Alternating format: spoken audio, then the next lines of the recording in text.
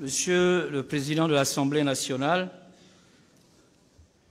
la disparition de notre ami et frère, le ministre Michael Moussa Damo, nous plonge dans la tristesse, l'accablement et la désolation. À cet effet, le groupe parlementaire LD présente ses condoléances les plus sincères à la veuve, à sa famille biologique et à sa famille politique.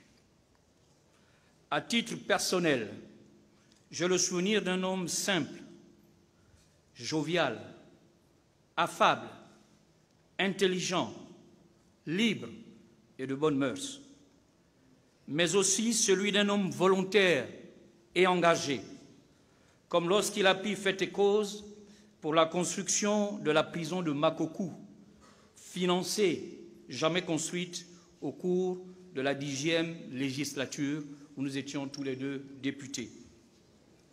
Michael, tu nous précèdes, que le Seigneur Dieu Tout-Puissant t'accueille dans sa demeure.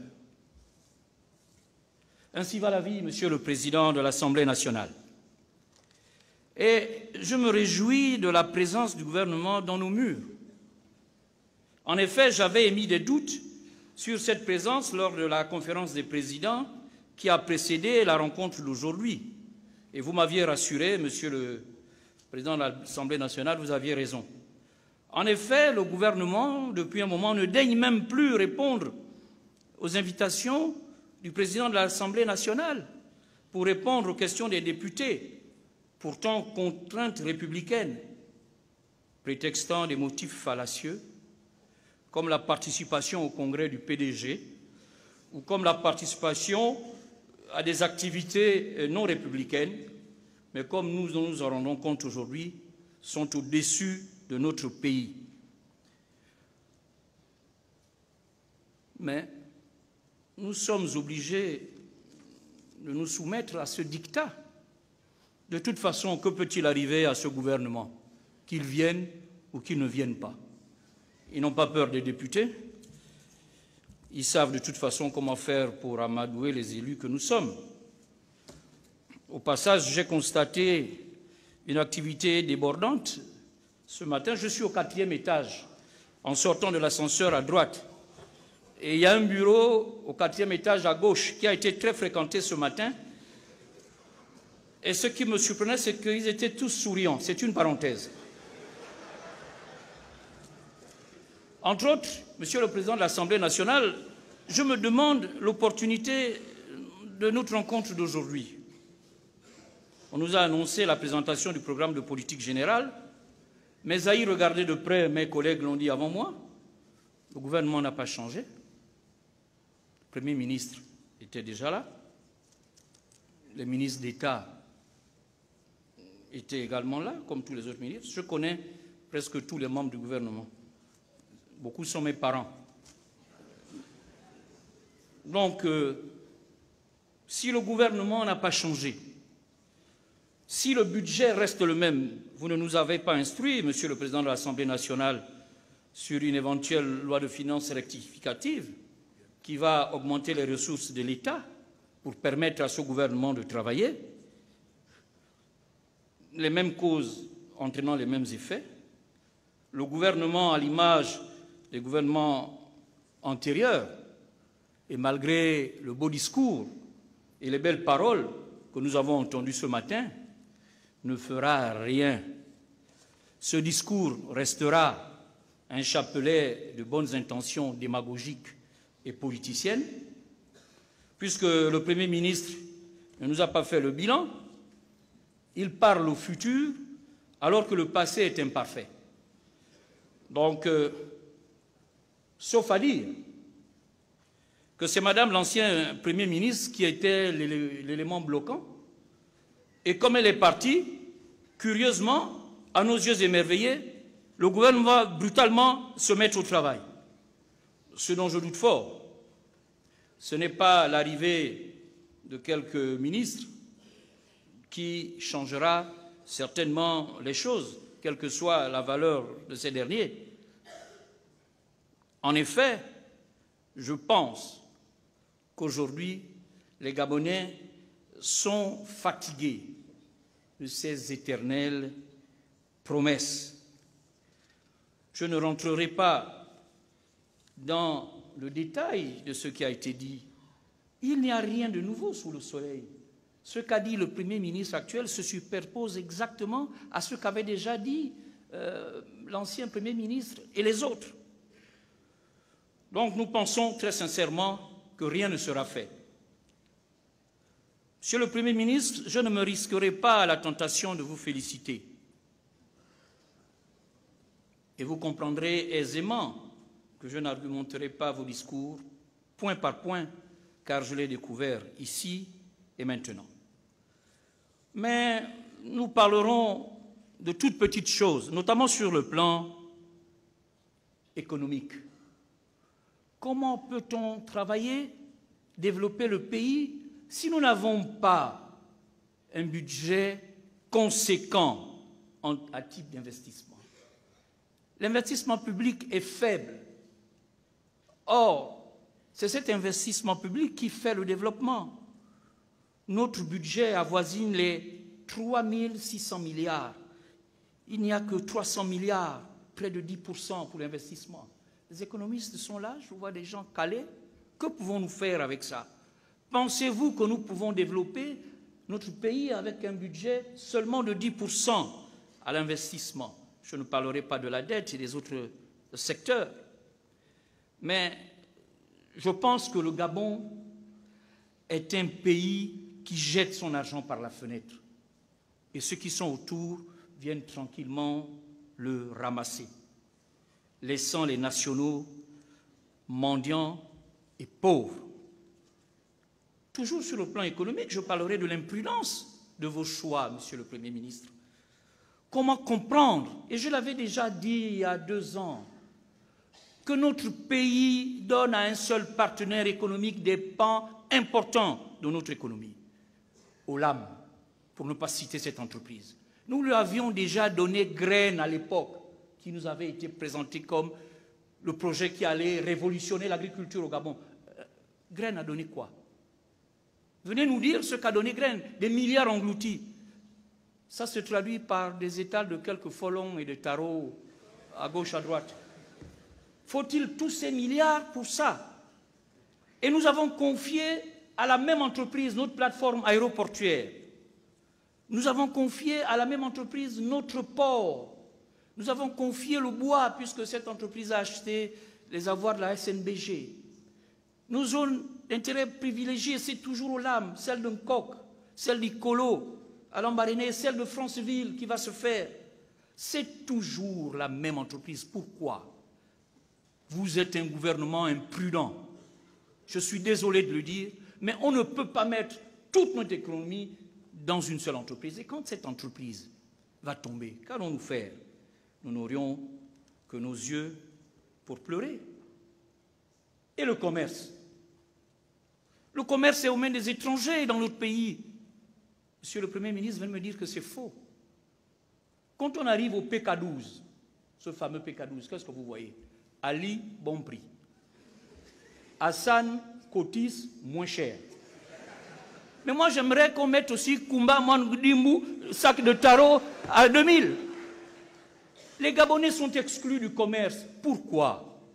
Alors que c'est le commerce qui fait rentrer l'argent. Nos frères rapatrient tous leurs bénéfices, nous le savons. Mais pourquoi? Parce qu'il n'y a pas de soutien aux commerçants gabonais, il n'y en a pas. Le FODEX, qui était supposé le faire a perdu, a fermé les portes. Les banques privées, vous le savez, ne veulent pas accompagner les opérateurs locaux. Les intérêts sont trop élevés, les conditions de prêt sont prohibitives. Et puis, il y a surtout les circuits de solidarité communautaire de nos frères vis-à-vis de nous. Un Gabonais ne peut pas avoir les camions qui vendent les casiers de boissons là. Ce n'est pas possible, allez vous renseigner. Regardez les stations-service, regardez les petits métiers, c'est aux mains de qui? On peut faire comme les autres pays qui réservent des pans de leur activité aux nationaux. Je pense que ça peut se faire. Monsieur le Premier ministre, les Gabonais sont devenus esclaves dans leur pays. Nous sommes des esclaves chez nous. Nous sommes des mendiants. Nous aimerons regagner notre honneur. Et pour cela, il faudrait que nous puissions nous approprier de nouveau notre pays. Sur le plan social, tout a été dit, mais, Monsieur le Premier ministre, quand on regarde un peu en arrière, qu'est-ce qui va faire en sorte que nous croyons en vous? Le gouvernement que vous dirigez aujourd'hui, qui est le même que celui il y a 7 ans et presque le même qu'il y a 14 ans, nous avait annoncé beaucoup de choses. Venez nous dire, lorsque vous reprendrez la parole tout à l'heure, ce qui a été fait. Vous nous avez annoncé des logements, 5 000 logements par an. Combien en avez-vous fait? Multipliez 5 000 par le nombre d'années jusqu'à aujourd'hui, vous trouverez. Sur ce montant, combien ont été faits? Où est la société, la nouvelle société d'aviation qui devait être faite? Je ne sais pas. Où est-ce qu'elle est? Où sont les universités de Mouila, de Port-Gentil et d'Oyem? Venez nous le dire, qu'est-ce que c'est devenu? Et nous pouvons aller comme ça longtemps, jusqu'au soir. Nous attendons que vous nous expliquiez. Et vous comprenez pourquoi nous émettons des doutes? Parce que ce n'est pas la première fois qu'un Premier ministre vient ici. C'est la 4e fois que je prends la parole. Mais les discours se ressemblent. Et sur le plan social, je voudrais m'arrêter sur les retraités. Madame Maganga en a parlé. Moi qui vous parle, j'ai déjà atteint l'âge de la retraite. Mais il faut savoir que vieillir est inéluctable. Tout le monde va vieillir et nous sommes des retraités en puissance. Même les gens du PDG vieillissent. Donc, et les ministres que vous êtes aujourd'hui, les membres du gouvernement, vous allez vieillir, vous êtes jeunes, vous êtes les retraités de demain. Donc si vous ne le faites pas pour les retraités actuels, qui ne demandent pas une obole, qui demandent leur dû, mais faites-le pour vous quand vous serez demain retraités. Je pense que nous n'avons pas le droit de traiter nos aînés comme nous le faisons aujourd'hui. Monsieur le Premier ministre, le dernier point sur lequel je vais intervenir est la route. Je pense que l'importance de la route ne se discute pas. J'étais à Makokou il y a 10 jours, pour des raisons familiales. À Tsenkele, vous ne pouvez pas passer. Dès qu'il pleut, la circulation s'arrête. Mais au Gabon, il pleut 9 mois sur 12. Donc pendant 9 mois, la ville de Makokou est coupée du reste du pays. Et d'ailleurs, qu'a fait cette ville pour mériter une telle mise à l'écart? Pourquoi Makokou est la seule capitale provinciale du Gabon qui n'est pas reliée au reste du pays par une voie bitumée? Monsieur le Premier ministre, en 1984, parce que dans une vie antérieure, j'étais médecin, j'ai été affecté au centre médico-social de Makokou. Le goudron commençait chez le pasteur Emmanuel. Ceux qui connaissent Makokou savent où habite le pasteur Emmanuel. 40 ans après, le goudron est toujours là chez le pasteur Emmanuel. Il y a quand même un problème. Et j'ai habité, lors de mon séjour, un hôtel. Je ne vous donnerai pas le nom de cet hôtel, parce que le propriétaire va être mis en difficulté, puisqu'on va lui dire qu'elle héberge des opposants. Mais j'avais payé ma chambre, et elle ne savait pas que c'était moi. Mais en face de cet hôtel, il y a l'école de Makokou, où moi j'ai enseigné. Il y a des herbes jusqu'au plafond. L'école est en train de tomber. Mais pourquoi? Le SIAPO, le centre de formation de la police, est fermé. Les beaux hôtels qu'il y avait à Makokou, il n'y en a pas. Loa, où les primates étaient en liberté dans la nature, ce centre de recherche internationale. Mais les routes, je suis allé au quartier Mbolo, la poussière, Seigneur. Mais ce n'est pas possible. Qu'a fait le Goué-Vindo pour mériter ça? Et je ne parle pas de la route de Mekambo, celle de Goué. On n'a pas le droit de faire ça à une province. Et curieusement, depuis un moment, j'entends parler de Belinga. Ah bon? Belinga revient. Mais ceux qui sont, comme moi, relativement âgés se souviennent que le fer de Belinga est un projet qui avait été mis à l'ordre du jour par le président Léomba. Et la voie ferrée, c'était Ovendo Boué-Belinga, pour écouler justement ce chemin de fer. Mais depuis le président Léomba, jusqu'à aujourd'hui, on n'a pas fait Belinga. Et comme il y a les élections en août prochain, on vient maintenant dire oh, Belinga sera là, parce qu'on s'est rendu compte qu'il n'y a rien dans le Goué-Vindo. Je vais conclure, Monsieur le Président, j'ai compris. Je vais conclure. Je voudrais donc dire que les problèmes que nous avons, c'est le respect de nos engagements.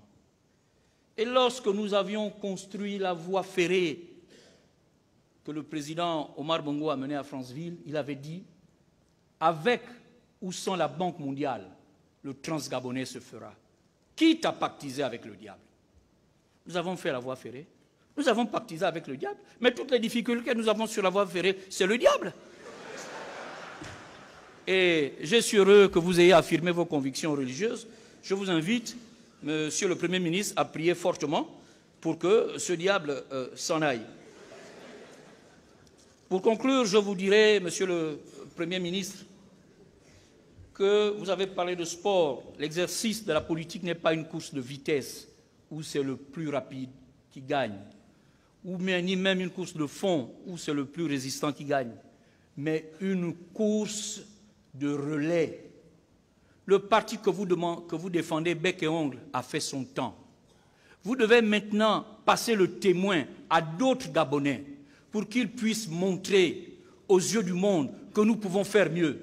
Et je prends l'engagement ici.